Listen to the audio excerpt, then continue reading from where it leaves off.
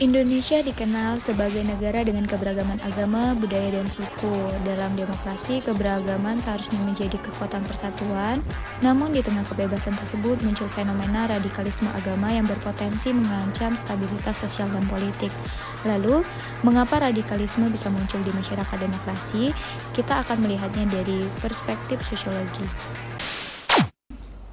Halo semuanya. Halo. Selamat datang di Talk Show Sosiologi Bicara.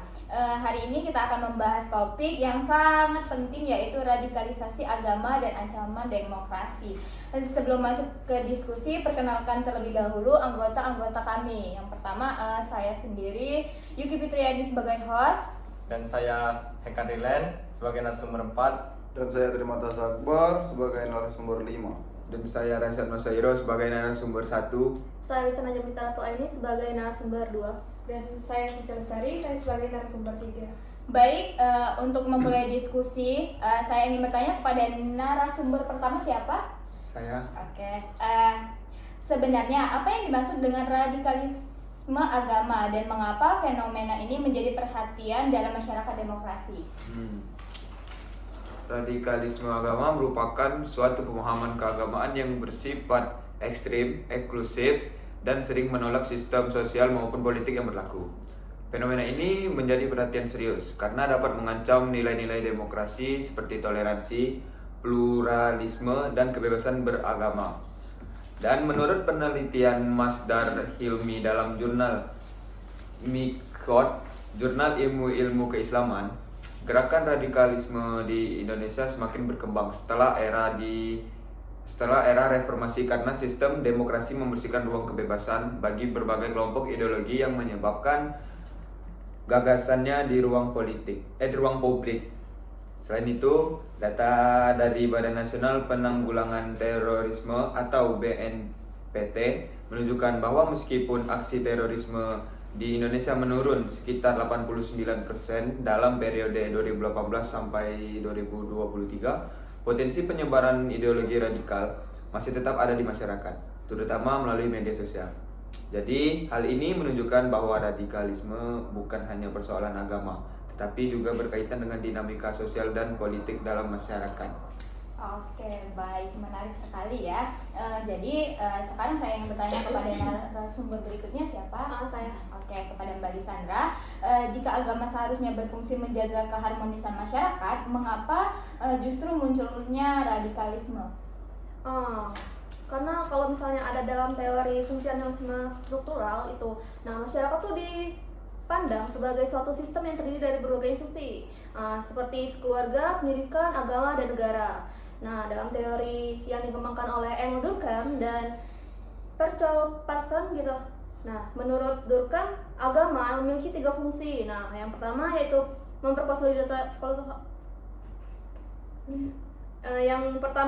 memperkuat solidaritas sosial. Yang kedua memberikan pedoman moral. Dan yang ketiga menjaga keteraturan sosial atau masyarakat. Namun dalam radikalisme agama menunjukkan kondisi ketika fungsional tersebut memiliki disfungsi sosial. Ada suatu penelitian dari Agus Rusmana dan kawan-kawannya dalam jurnal Sidoro Cendikia Pendidikan tahun 2023 gitu, menunjukkan bahwa radikalisme dapat muncul ketika nilai-nilai moderasi agama tidak tersosialisasi dengan baik di dalam masyarakat. Akibatnya agama yang seharusnya jadi sumber integrasi sosial justru digunakan sebagai alat eksklusivisme dan pemisahan kelompok begitu. Oke, baik. Agar lebih jelas, apakah ada contoh kasus nyata yang menunjukkan fenomena ini? Berarti narasumber ketiga ini. Ya, ada.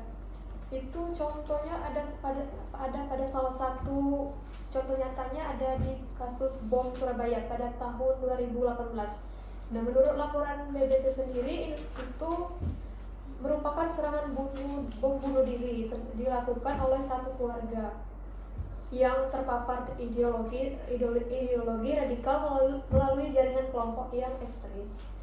Nah, dari kasus ini menunjukkan bahwa proses sosialisasi nilai dalam keluarga, pendidikan, dan lingkungan sosial mengalami kegagalan sehingga individu tersebut dapat terpengaruh oleh ideologi yang ekstrim.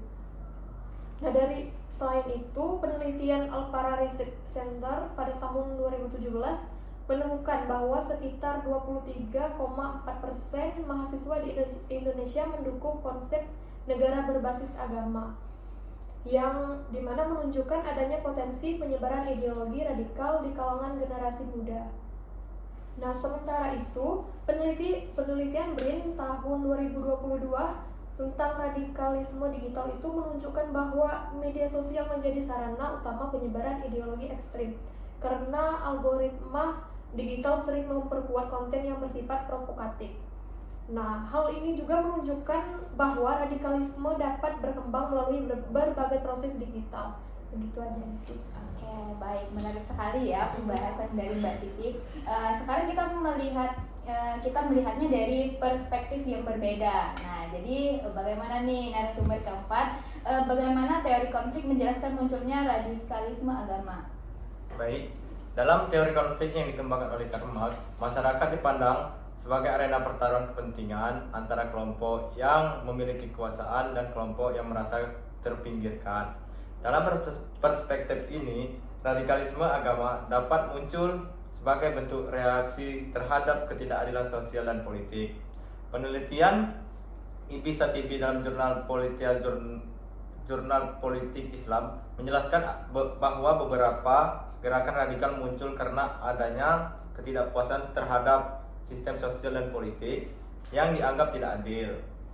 Kemudian, agama digunakan sebagai legitimasi ideologi untuk menentang sistem tersebut. Fenomena ini juga terlihat pada kemunculan kelompok yang terinspirasi oleh jaringan ekstrim global seperti ISIS. Munculnya laporan institusi for Policy Analysis of Conflict atau IPEX pada periode tahun 2014 sampai 2017 terdapat sejumlah warga di Indonesia yang bergabung dengan jaringan ISIS di Suriah. Dalam perspektif teori konflik ini, hal ini menunjukkan bahwa radikalisme merupakan bagian pertarungan ideologi dalam masyarakat. Oke, baik. Sebelum berarti udah nih ya, kita udah melihat dari berbagai perspektif yang berbeda. Jadi baik, di sini sebelumnya kita menutup diskusi ini, saya ingin meminta narasumber yang terakhir, Pak Akbar, untuk memberikan kesimpulan. Oke, baik. Jadi berdasarkan analisis yang telah dibahas, radikalisme agama merupakan fenomena sosial yang kompleks dan dipengaruhi oleh berbagai faktor sosial, politik, dan ekonomi.